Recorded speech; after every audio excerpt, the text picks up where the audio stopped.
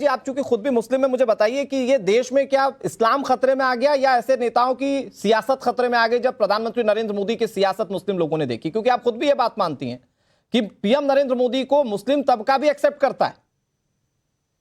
बिल्कुल बिल्कुल। मुस्लिम तबका का एक बहुत बड़ा मेजॉरिटी जो है वो हमारे भारत के प्रधानमंत्री को बहुत पसंद करता है और उनको एक्सेप्ट ही नहीं बल्कि उनको बार बार चाहता है इस देश के प्रधानमंत्री के रूप में। मैंने ऐसे ऐसे कंपनी जो मुसलमानों ने खोल करके रखे हैं, इनको मैंने 3 तलाक के वक्त में सुप्रीम कोर्ट के अंदर देखा था, जब ये चिल्ला रहे थे कि तलाक होना चाहिए। मैंने इनका असली चेहरा उस वक्त देखा हुआ है कोर्ट के अंदर।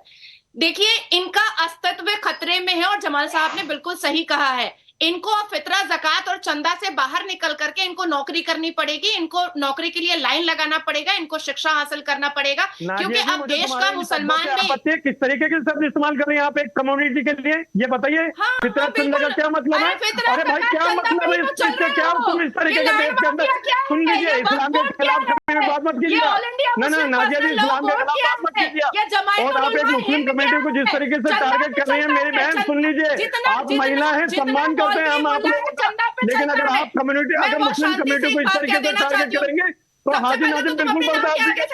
अरे सुन लीजिए, आप तो वही है जो आप मुस्लिम कम्युनिटी को सल्लल्लाहु अलैहि वसल्लम ने अपने नाम के आगे हाजी नहीं लगाया था। तुम कौन होते हो हाजी लगाने वाले? एक माहौल पैदा करना चाहते हो हाजी लगाने वाले? एक मिनट नाजिया, तहजीब वाला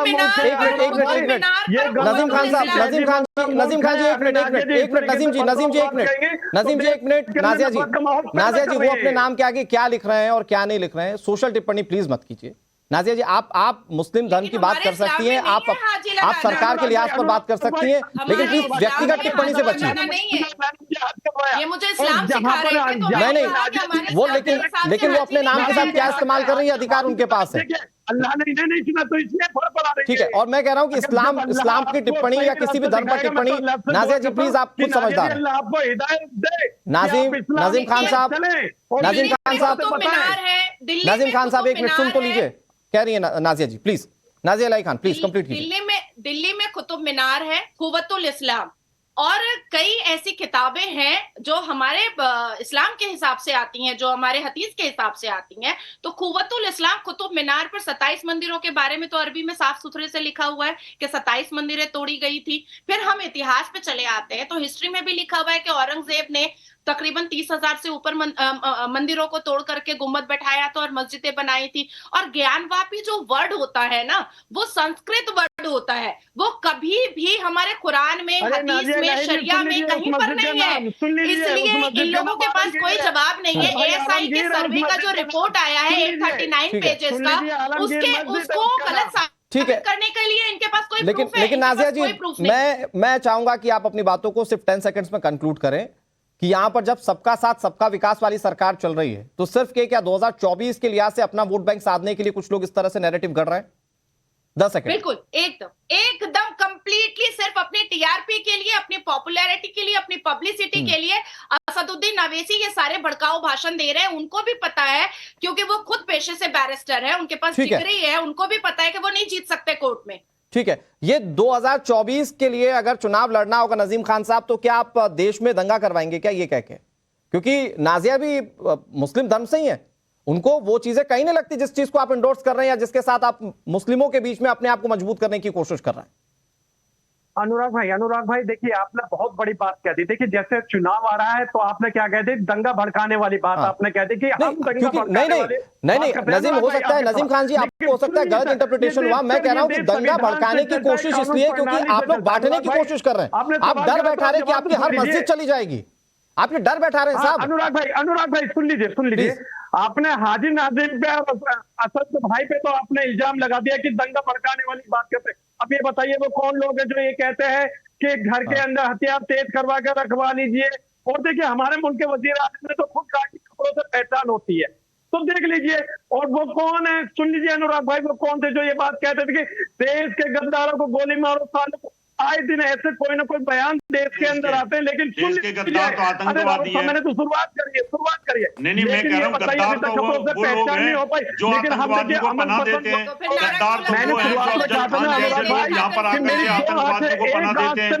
गद्दार तो वो हैं जो दाऊद इब्राहिम और याकूब मेनन जैसे विस्फोट करते हैं। एच.एस. रावत जी मेरे पास आखिरी कुछ सेकंड से करते हैं वो गद्दार हैं। एच.एस. रावत जी मेरे पास आखिरी कुछ सेकंड से, रावत जी मैं ये जानना चाह रहा हूं कि असदुद्दीन ओवैसी ये कह रहे हैं कि हिंदू राष्ट्र हो गया, वो कह रहे गांधी और अंबेडकर वाला देश हिंदू राष्ट्र हो गया, तो ये ऐसा होता है हिंदू राष्ट्र जहां पर मुस्लिमों को उनके सब कुछ करने की इजाजत हो? अनुराग जी, ओवैसी साहब दूसरे जिन्ना बनने की राह पे चल चुके हैं।